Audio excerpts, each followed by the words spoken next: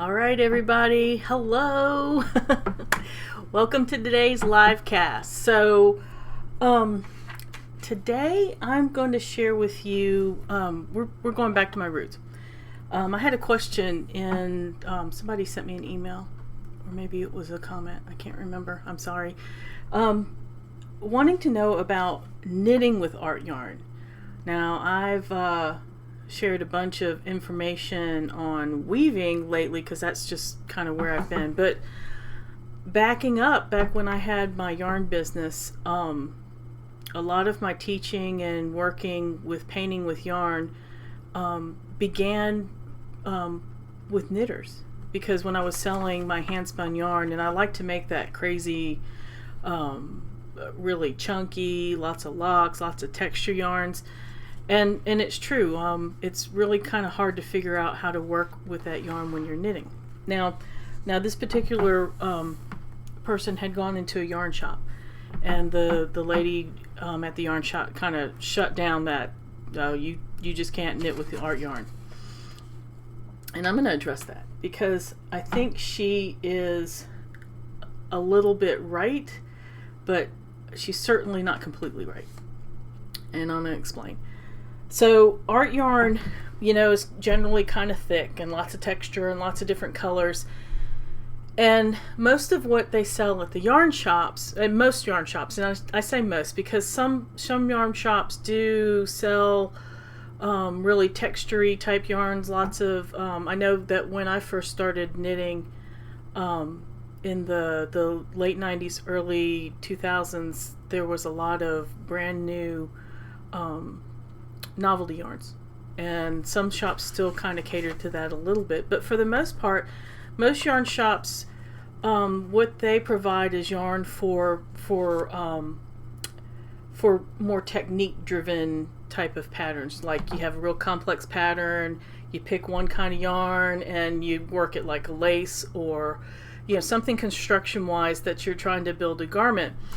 And art yarn for the most part really is not good for that. I should have brought a skein over, but I think you guys know what I mean by art yarn, like the really textured. Hold on, I'm going to get a spindle. Hold on. All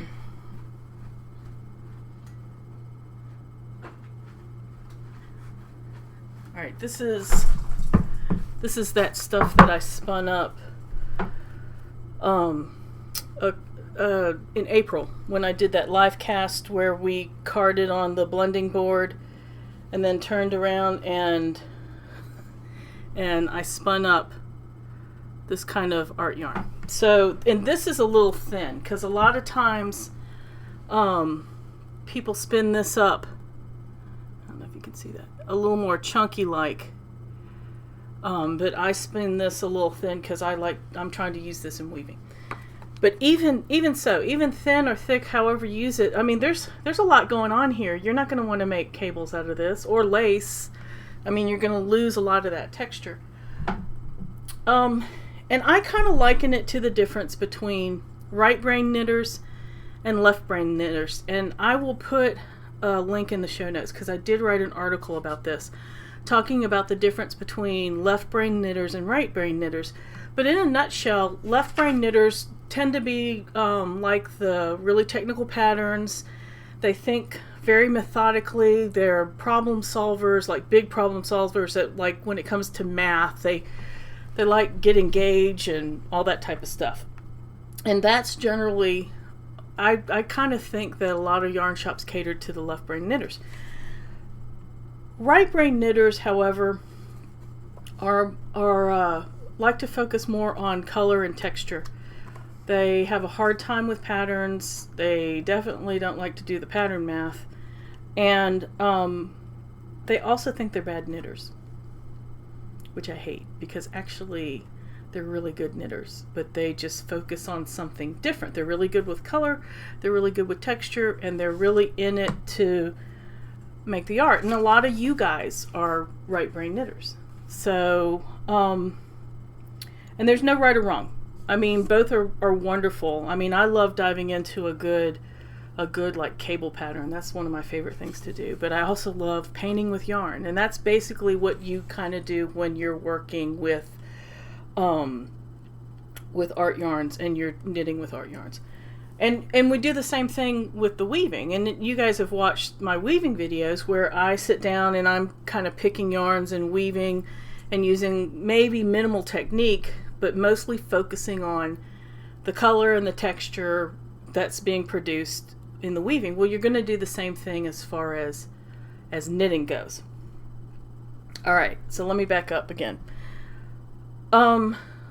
One of the best ways to work with art yarn, you're not going to go into a yarn shop and want to buy a sweater's worth of yarn. That's for one, that would be so expensive. Also, too, when you're spinning it up, because I know even if I pull a sweater's worth of fiber and then try to spin the same yarn, it's really hard to get a consistent yarn, and you kind of don't want it. That's what the beauty of using art yarn is. What you probably are going to want to do is mix a bunch of yarns. And again, in the show notes, I'm going to put a link because I have a couple of videos where I share how I pull together different yarns and textures for weaving. Well, the same would be for knitting. I might even have one where I did it for knitting. Maybe not. Anyway, I'll show you what I mean. All right. So basically, and I'll share about this pattern in a minute, but like here, you can see there's a lot going on here. This is a shawl pattern. It's a really super basic shawl pattern. And I'll put a link down. I know the link's on my free resources on the website. But if you look here, I've got some wild art yarn. I've got some fingering weight yarn. I've got all kinds of stuff. And what I did is I pulled together probably twice as much yarn as I would need to get started with a project. Here's another piece. Let me show you. This is a I can't think of the name of this pattern. It was on Ravelry like 10 years ago. It was really popular. Is this the front? No, this is the back. Here's the front. So, I have the base of this brown color, and you see here I use the really plain yarn to do the details, and then the really the more textury art yarn for the really basic knitting parts here. So what happens is when you contrast a really textured, colorful yarn against something a little more plain, see, like I did here, it's giving your eye a rest, composition wise. All right, thinking like an artist, thinking of how to accentuate some of the more colorful pieces. I'm contrasting against this bright, shiny against this brown alpaca. All right, so you work with that, or you find coordinating. Like here, the colors are, there's a lot of pink in this textural yarn here. So I picked up the different shades of pink, and then I played off some of this orange because, the pinky orangey thing. Trying to find a lot of different values and a lot of different colors. So you have a lot of contrast. But maybe that's not what you're going for. Maybe you're going for, let me show you this piece. Something a little more monochromatic, like the top of this sweater. You see? Now, on this sweater, the base is this handspun gray yarn, and I'm popping some of this other colorful textured handspun, and this, you see, but you can see kind of a similarities between some of these yarns. I even have some sari silk in here. So the sleeves, I'm doing the painting, and then I have a base of this plain stuff, because if I did like a whole sweater of this, I mean, that might be kind of interesting. But I think it gives it more pop when I just leave it to be a little bit. All right. So yeah, you can totally mix your colors and paint with yarn.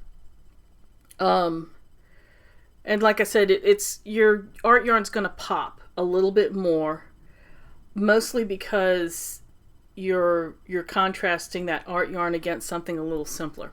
All right, so some tips for when you're working with this art yarn.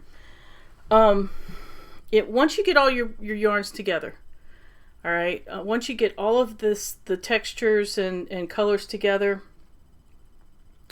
I would look at the pile and decide which yarn is the thickest, which is going to use the biggest needle.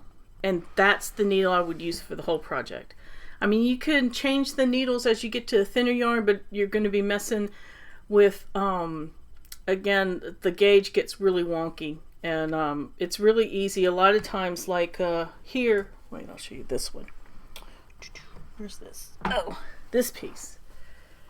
All right, so here, you can see I had the really thick art yarn here, and then I have like a lacy yarn here. And that contrast of this lace makes this pop a little more, or vice versa. But I'm just using one size needle. Now this is based on, this is in the round, and then the sleeves are kind of wonky. I have a video where I share a little more about this, but I was trying to improvise using Elizabeth Zimmerman's pie shawl formula, and then ended up trying to add armholes in there in the wrong place and too small and just weird. But it could work. This is technically a vest. Let's see if I can put it on. So it would go kind of like this, and then that folds over, and then you do a shawl pin right there. So, but yeah, this is painted with yarn. All right. So what you would do when you get all your yarns together, you find the thickest one, and then you use a needle that's appropriate for that thickest yarn.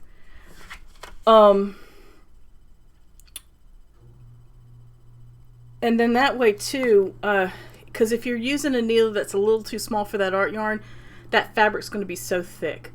Most garments you're going to want it to have a lot more drape than that. Now, the only other difference is if you're making like some kind of outerwear jacket, then that goes out the window. But let's just pretend that you're doing like shawls and maybe some simple sweaters. I mean, even this piece is a little stiff. Seriously, it's a bit on the stiff side. All right, so you want to pay attention to the drape. All right, so some of the things that you can make, there's not a lot of patterns out there. I mean, maybe there are now. I'll be honest, I don't peruse Ravelry as much as maybe I should, or much as maybe a lot of people do. And there might be more patterns out there now. Oh, and there's a scarf. Let me show you the scarf. You'd think that I'd have all my stuff together, but for some reason I spaced.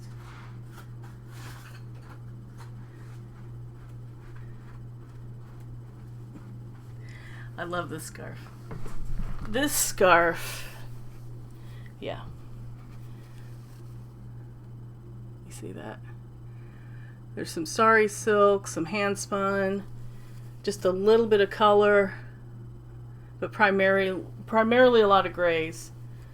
And I use this stitch a lot. That drop stitch shows off art yarn really, really, really well.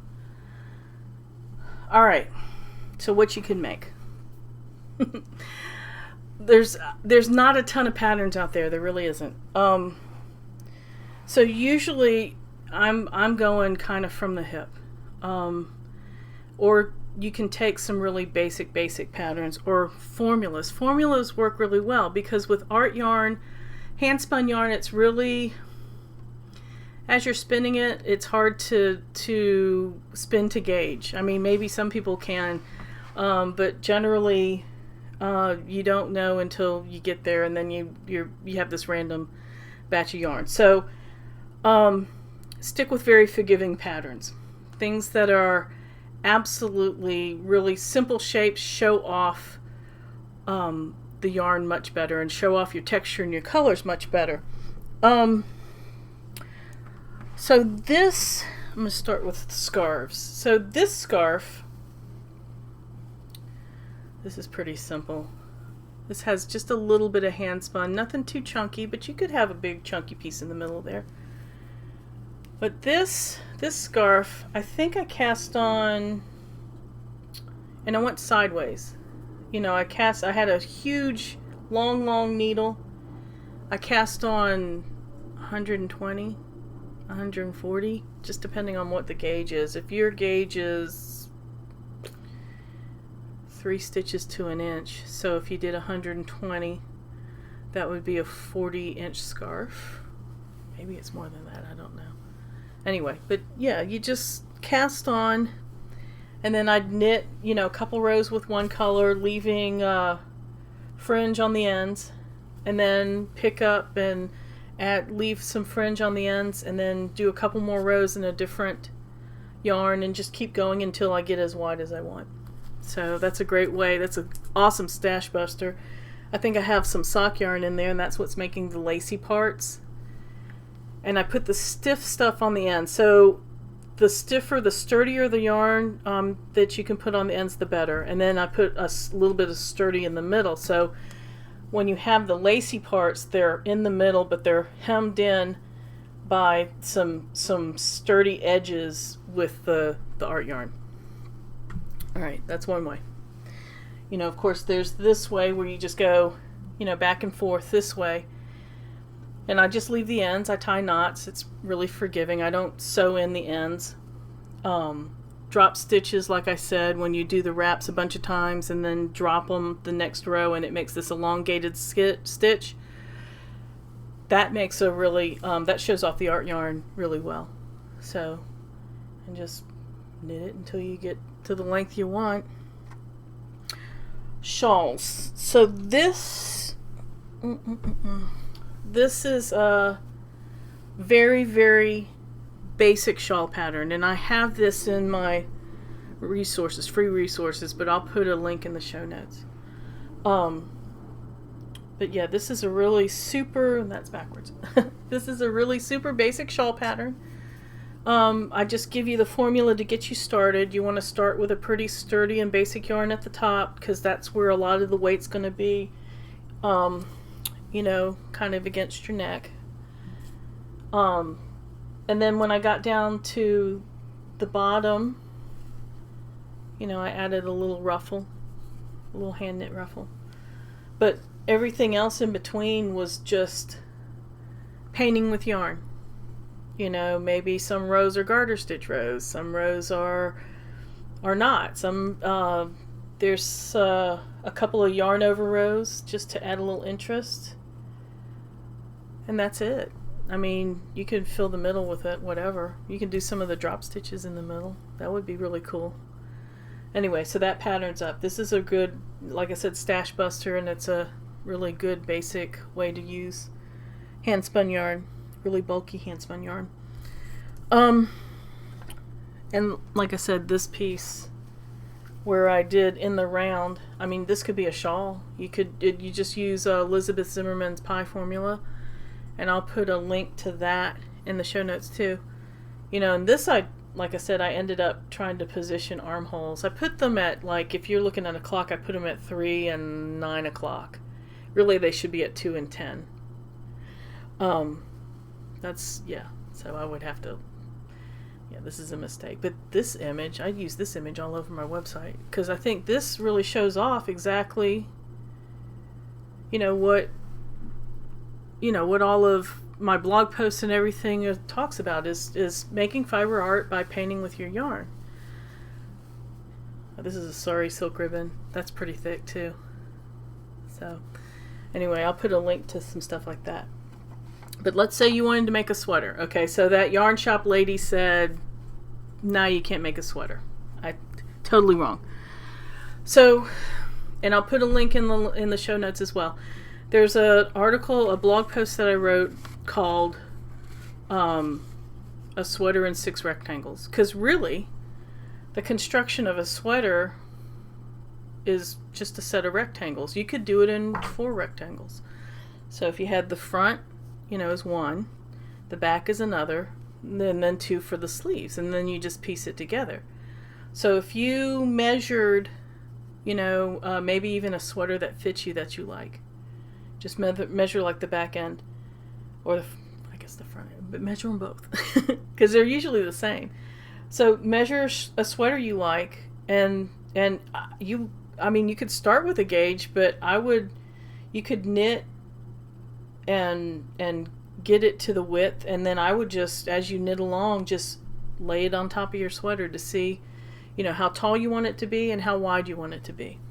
And that's kind of similar to what I did here. Now this is slightly different. There's a sweater called Clara Lund that's by Noro.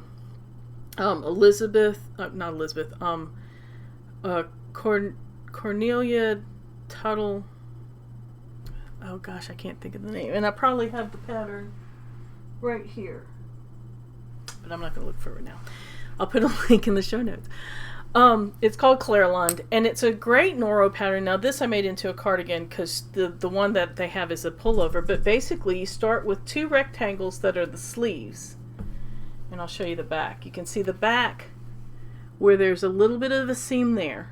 Alright, so you get your sleeves put together like that, and you're leaving an opening for the neck, and then you just knit the body down from that. How simple is that? Alright, so I mean, that's a good way to just improvise a sweater.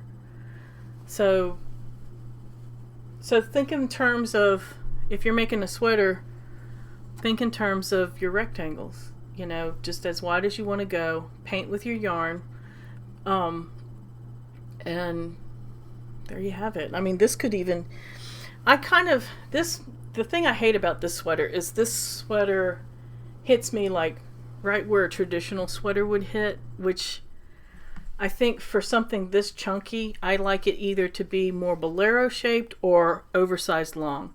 But that's just kind of me. Oversized long, depending on what it is. Since I'm so short and fat, it looks a little odd. Bolero sometimes cuts me off too. But not as, I don't know, when it hits the hips, it's not as great. If I can wear bolero with a longer dress, then I think that kind of stretches out my body just a little bit more. Anyway, so that's pretty much it. I'll put the links below. I have a lot of, like I said, there's a lot of information I have on the blog about knitting with art yarns and combining yarns, and mainly because I mean, I didn't really start doing the small loom weaving until 2014. So there's several years before that where I have a lot of information on knitting with art yarn. And if you have any questions, just hit me up. All right, I'm going to check and see if there's questions right now, though. All right, I watched your 3 videos about the art scarf. Thanks for your creativity. Milk more than 70. Beautiful scarf.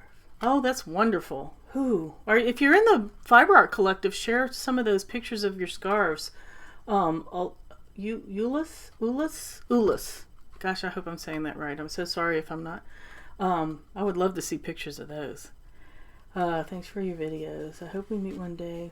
Green from Istanbul. Oh, thanks for joining me from Istanbul. That's awesome. All right, Jane wants to know, when you're using different yarns on one project, do you change the needle size to keep the shape? I generally don't, Jane, and mostly because it becomes, because actually if, like, okay, so say, this is probably a good example. Say on this piece, here, this is a fingering weight yarn here. Turn it around. All right, so this is, that's backside. All right, so this is a fingering weight yarn here. Okay, and then this is no, that's the wrong side. Okay, so this is a very bulky handspun, and then this is more like a, not as bulky, more of a worsted weight handspun. So I aim for that big needle, but if I were to drop down a needle size here, it would actually, if I drop down to like a number 3 needle, which is usually appropriate for fingering weight, sometimes a 2. If I were to drop down to that, what's actually going to happen is it's going to draw the ends in together unless I add stitches.